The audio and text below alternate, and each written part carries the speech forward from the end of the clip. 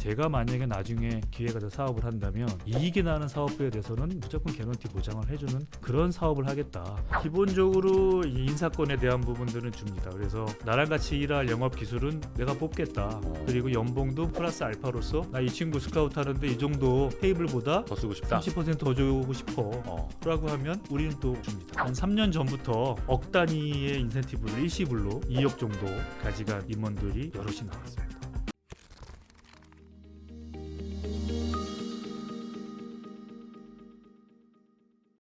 우리 오파스넷 장수현 대표님하고는 제가 스튜디오에 모신 거는 두 번째인 것 같아요, 그렇죠? 예, 맞습니다. 저 상장 IR 할 때. 예. IPO 막 당시에 이제 공모하실 때 맞습니다. 그때 저희 머니투데이 방송 그때 스튜디오에 나오셨었고. 예, 맞습니다. 예. 아유, 저도 감사합니다. 초대해 주셔서 감사하고요. 네. 꼭 한번 나오고 싶었는데 네네. 드디어 오늘이 그날이 됐네요. 저는 약간 그게 전에도 한번 만나뵀을 때 그거 여쭤본 적 있었을 거예요. 예. 왜 그 좋은 회사를 때려치고 나와서 험난한 길을 걸으셨을까? 예. 삼성전자 그렇죠. 출신이신데. 제가 96년도에 이제 공채 기수로는 삼성은 제가 36기예요. 예. 96년도에 입사해서 이제 처음 그 네트워크 시스템이라는 사업부에 입사를 했고 한 4년 정도 근무를 했죠. 네네. 근무하고 나서 이제 99년도 되니까 그때가 이제 코스닥 막 벤처 광풍이 불었어요. 그 당시에 대부분의 사람들이 네. 아마 저 나이 때 뭐 위아래 3년 정도는 무언가 풍운의 그런 예. 꿈을 꾸고 예. 뭐 이제 동기들이랑 같이 사업 아이디어를 항상 이렇게 막 짜내고 뭐 이러면서 저도 이제 제 대학 동기랑 같이 이제 그 웹3D라는 그 버추얼 리얼리티 VR이요? 예, VR. 요즘으로 당시에? 치면 그렇죠. 그 당시에 되게 오. 빨랐죠. 요즘으로 치면 메타버스, 그러게요. 로블록스라는 게 이제 막 네네네네. 엄청나게 선풍적인 예. 뭐 어떤 인기를 그런데 저는 사실은 상당히 빠른 예. 시간 내에 99년에요? 99년도에. 예, 그래서 그 당시에 첫 스타트는 아마 그 다다월드라는 다른 세상, 뭐 다른 뭐 어떤 생각, 뭐 이런 그 기업이 그게 삼성전자 안에 계실 때. 그렇죠. 다다월드. 제가 있을 때 다다월드라는 그런 어떤 무언가가 그런 가상현실 베이스의 예. 그런 솔루션을 하는 그게 있어서 저도 삼성전자를 퇴직하고 네. 그쪽으로 이제 합류를 해서 그 당시에 들어갔을 때는 이제 직원으로 들어갔는데 네. 한 3개월 내지 6개월 정도 하다가 저도 창업을 했죠. 창업을 몇 번 하신 거예요? 지금 저는 이제 두 번째죠. 오파스넷이 두 그렇죠. 번째. 오파스넷이 두 번째. 99년도, 그다음에 2000년도에 웹3D 솔루션 베이스에 이제 클릭3D라는 회사를 사실 제가 창업을 했었어요. 그래서 이제 저는 이런 것 같아요. 그 많은 사람들이 이제 뭐 성공하려면 어떻게 해야 되느냐. 네. 당연히 성공했던 그런 경험이 되게 중요하잖아요. 네. 근데 성공했던 경험은 어떻게 경험하냐 물어보면 저는 실패한 경험이다. 이게 처음서부터 단번에 성공한 사람은 저는 거의 없다고 드물죠. 봐요. 거의 없죠. 그래서 저는 뭐 우리 20대, 30대라도 뭔가 아이디어가 있고 열정이 있다면 전 도전하라라고 전 얘기해주고 싶어요. 그래서 저도 그 나이 때 저도 도전을 했죠. 그래서 이제 상장사 CEO가 되셨고 그렇습니다. 이제 매출이 1,000억이 넘는 사이즈로 이제 키워내셨고 예. 그게 지금 현재 이제 오파스넷. 맞습니다. 그 오파스넷의 자세한 이야기는 저희가 한 2부쯤에 가서 이야기를 좀 할 텐데 오늘은 우리 대표님한테 그 이야기를 좀 많이 들으려고 해요. 예. 일단은 창업을 꿈꾸는 후배들 예. 그리고 직장인인데 왜 그 있잖아요. 학교 다닐 때도 교장 선생님이 이 학교는 여러분의 학교입니다. 예, 맞습니다. 회사 다니면 사장님이 이 회사는 여러분의 회사입니다. 맞아요. 주인의식을 뭐 주인처럼 대우를 해주든가. 근데 그거 가지고 이제 많은 고민들을 하시는 분들이 많거든요. 직장인들도 맞습니다. 그런 분들을 위한 좀 말씀을 저희가 많이 구하려고요. 좋습니다. 그 제가 어쨌든 이제 삼성전자도 다니고 또 이제 클릭시드라는 이제 벤처 창업을 한번 하고 또 실패를 한 2년간 이제 하면서 또 그때 혹시 좀 폐업을 쫄딱 망한 뭐 쫄딱은 아니고요.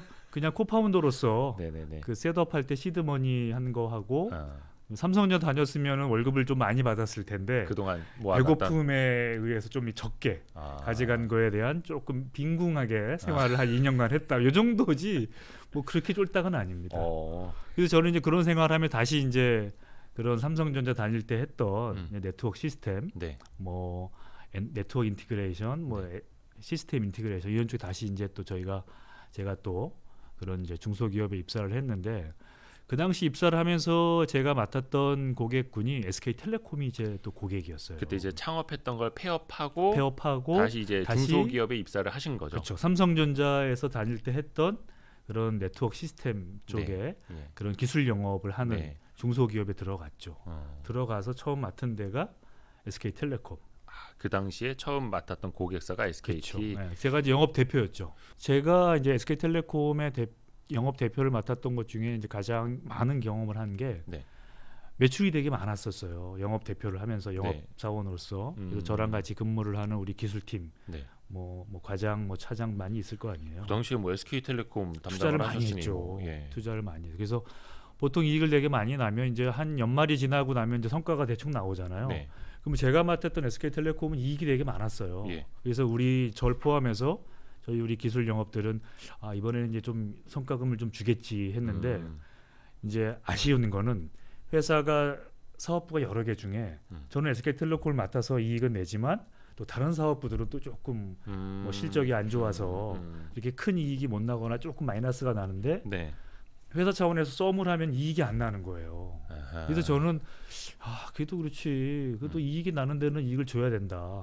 제가 만약에 나중에 기회가 돼 사업을 한다면 이익이 나는 사업부에 대해서는 무조건 개런티 보장을 해주는 그런 사업을 하겠다라는 게 조금씩 이제 저는 싹이 텄어요. 그때부터 생각을 하셨구나. 그러면서 이제 기회가 돼서 이제 오파슨에 창업을 하고 이제 내걸은 게 저는 이제 이런 걸 내걸었어요.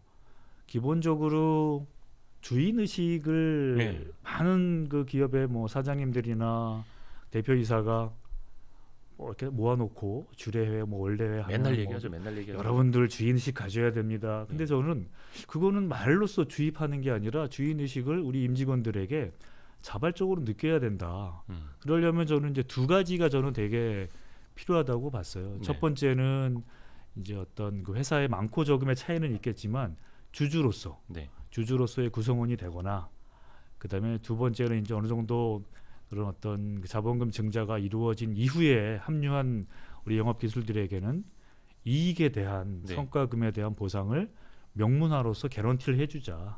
그래서 회사가 이익이 나서 점점 늘어나서 이익에 대한 어떤 주주 가치도 증가하는 거에 대한 주의인식도 느낄 거고 늦게 합류해서 주식은 없을지언정 내가 그 영업 기술을 띄어서 내 매출 성과 내서 이익이 나는 거에 대해서 계속해서 비례해서 이익이 늘어나는 것만큼 내가 인센티브를 가져갈 수 있는 게 그냥 회사의 대표이사랑 뭐 그냥 구두로 협의해서 얼마 달라 뭐 얼마 줄래 이런 개념이 아니라 명문화되어 있는 어떤 규정집.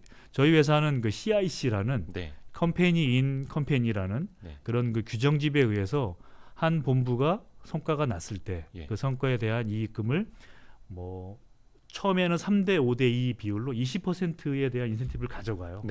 그다음에 이제 그게 계속 이익이 누적되면 매년 그 20%의 인센티브가 30, 40, 50이 이렇게 늘어나는 구조입니다. 근데 그게 그냥이 아니라 명문화되어 있는 조건들이 있어요. 그래서 그 조건에 의해서 계산을 딱 하면 보통 한 3년이나 5년 정도 누적이 돼서 내가 만들어낸 이익이 얼마 누적이 됐고 그냥 직장인이 아니라 이걸 내 사업이라고 생각할 수 있는 그런 구조가 만들어져 있는 거예요. 맞습니다. 그래서 그 이익에 대해서 저한테 찾아와서 우리 얼마 이익 나는데 얼마 줄 거냐라고 전혀 저하고 협의하거나 물어볼 필요도 없네요. 협상은 안 해요. 그냥 우리는 이 금액 나오겠구나. 금액 줍니다. 근데 이게 그 CIC 컴퍼니 인 컴퍼니 이게 어떻게 말하면 이제 소사장 제도랑 비슷한 거고 회사 내에서 그분들을 일종의 사업자 인정을 해주는 거잖아요. 어떤 사업 파트너고 동업자 개념이죠. 뭐 사업 동업자예요? 그럼 그분들한테도 어떤 재량권이라든지 예산권이라든지 이런 게 다 있어요? 그렇죠. 기본적으로 인사권에 대한 부분들은 줍니다. 그래서 나랑 같이 일할 영업 기술은 내가 뽑겠다. 그리고 연봉도 물론 연봉 회사 테이블에 기준 테이블은 있어요. 하지만 그 사업부장이나 본부장이 좀 이렇게 이 업계에서 좀 이 엑스퍼트라고 하는 그런 분들은 조금 이 페이가 좀 높아요. 스카우트 해와야 되잖아요.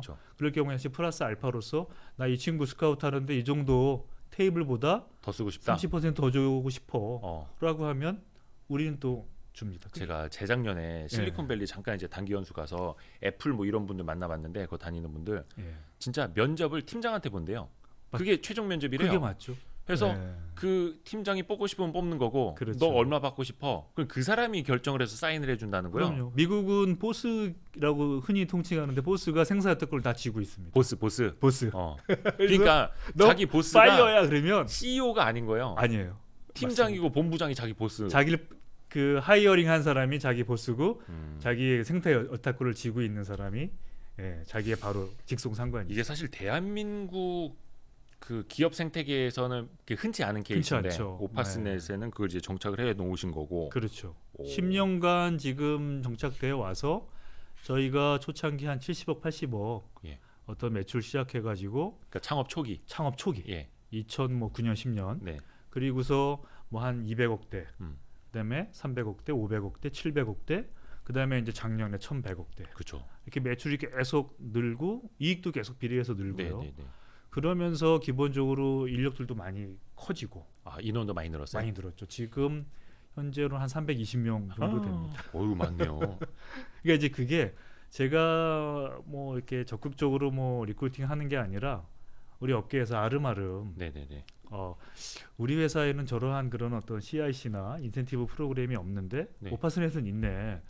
자기가 이익을 내고 그다음에 어떤 성과에 대한 자신감이 있는 어떤 리더라면 오파스넷에 합류하고 싶어하는 게 사실 우리 업계에 좀 소문이 좀 났죠. 아니 근데 진짜 저 궁금한 거 참 제일 중요한 거 그거 여쭤봐야 된다. 그래서 그렇게 해서 직원들이 인센티브를 얼마나 가져간지 제가 금액을 좀 여쭤봐도 돼요? 이거 뭐 누구라고 지칭은 못 하고요.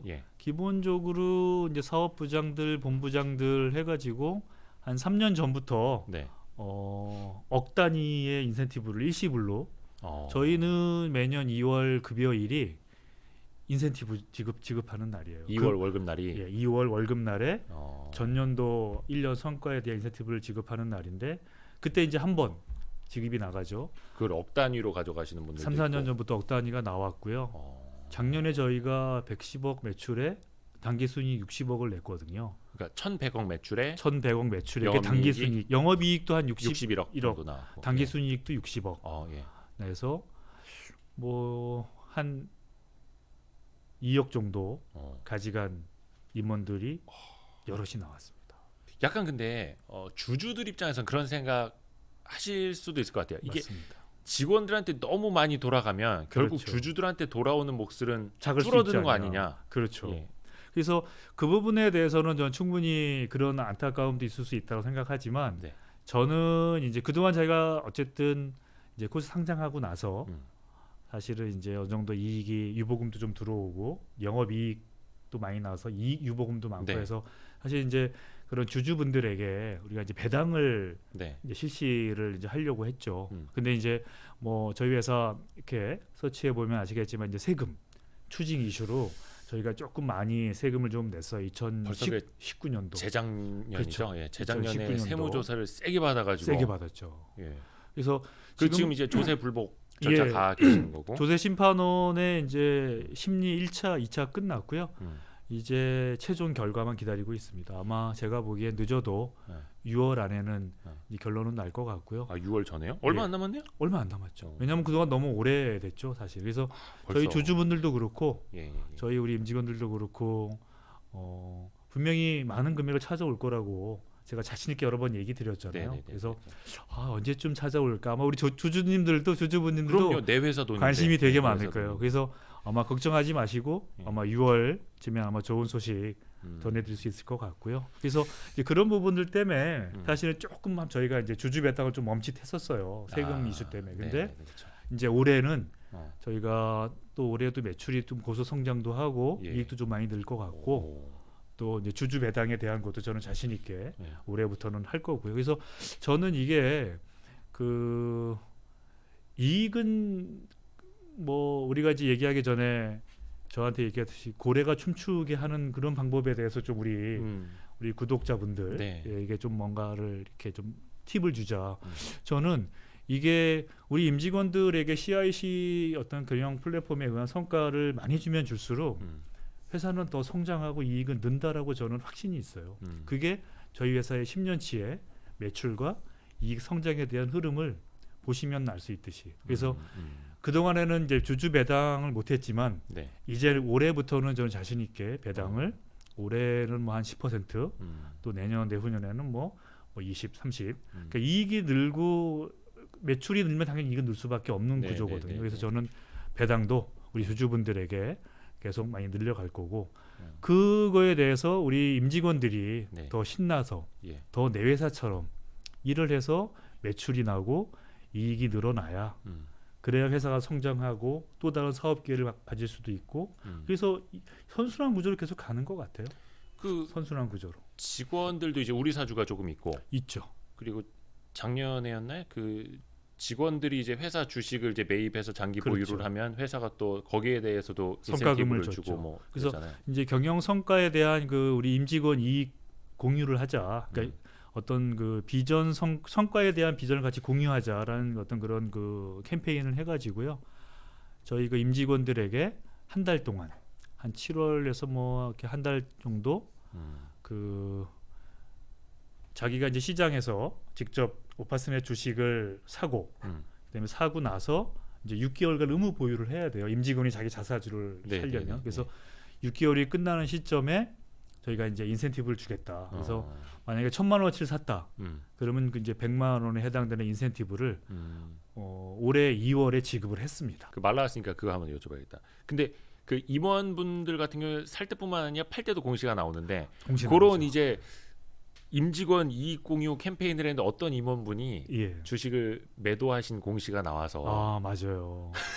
우리 그 당시 우리 그 투자하시는 우리 그 주주님들이 조금 좀 원성이 좀 자자했는데 네. 그거는 그러니까 항상 그 내부자 매도에 대한 안 좋은 인식들이 있으셔서 그래요. 네. 예. 그래서 아주 오늘 너무 좋은 자리인 것 같네요. 제가 그거에 빨리 대해서 해명하십시오. 해명드려야 됩니다. 그거는 이제 이렇게 보시면 될 것 같아요. 네. 이제 작년서부터 사실 이제 아파트가 네. 고공행진하면서 어떻게든 뭐 나름대로 이렇게 막 그 주택 청약, 주택 마련, 이런 점수를 되게 막 알뜰살뜰 막 모아가지고 청약을 여러 번 넣었어요. 그 해당 임원분이. 근데 마침 작년 봄에 당첨이 된 거예요. 좋은 위치에. 작년에 청약이 됐다고요? 예. 와. 그것도 강남에 좋은 사실 쉽지 않거든요. 거의 그러면은 아주 긴 시간을 무주택자로 그렇죠. 사신 분이네요. 그렇죠. 그리고 뭐 나름대로도 뭐 이렇게 부모님도 또 모시고 계시고 모시고 계시고 또 아이들도 여러 명 있고 해서 되게 열심히 그래서 점수가 거의 이제 만렙까지 올라가신 거예요. 그렇죠. 거의 그래서 이제 강남에 또 좀 세잖아요, 강남이. 아, 그럼요. 그래서 되니까 얼마나 좋아요. 축하할 일이고. 그런데 사실은 이게 많은 돈은 없잖아요. 중도금 마련에 이제 중도금이 매년 이게 한 6개월마다 한 번씩 아마 돌아올 거예요. 그래서 어쩔 수 없이 가진 건 일부 회사 자사주 주식이 있어서 그것 때문에 주기적으로 조금 한 뭐 6개월 정도쯤에 이제 주기적으로 좀 이렇게 분할 매도 하시던데요? 그렇죠. 그것도 이왕이면 또 한 번에 그거를 하면 시장의 성과를 그걸 매도를 하면 충격을 주니까 꼭 그렇게 했죠. 그래서 그거는 이제 아마 거의 이제 그 뭐 주식도 이제 남지는 얼마 안 왔고요. 그 임원 외에는 제가 보기에는 이제 아마 올해는 이제 그런 이슈들이 이제 다 해소가 돼서 아마 그런 부분들은 이제 없을 겁니다. 그래서 그런 부분들 그렇게 이해해 주시면 주주님들이 좋으실 것 같습니다. 사실 그 내부자 매도에 대한 임원들의 매도에 대한 안 좋은 인식이 있는 건 사실이기는 한데 저는 사실 인간인 이상 그리고 생활인인 이상 그렇죠. 아들 딸 장가도 보내야 되고 그렇죠. 내 집도 마련해야 되고 특히 이제 사업하시는 분들 같은 경우에는 평생 내 집 담보로 맡기고 사돈의 팔촌까지 돈 빌려오고 막 이렇게 사업하신 분들인데 아니 좀 상장하시고 나서 자본 차익을 좀 챙기고 그래서 여유 있고 안정적인 삶을 살면서 경영을 하시는 게 저는 옳다고 보거든요. 맞습니다. 왜냐하면 그게 인간이니까 그런 거예요. 그럼요. 인간이니까. 그래서 근데 이제 최대 주주는 팔면 욕 먹는다는 거. 그렇죠.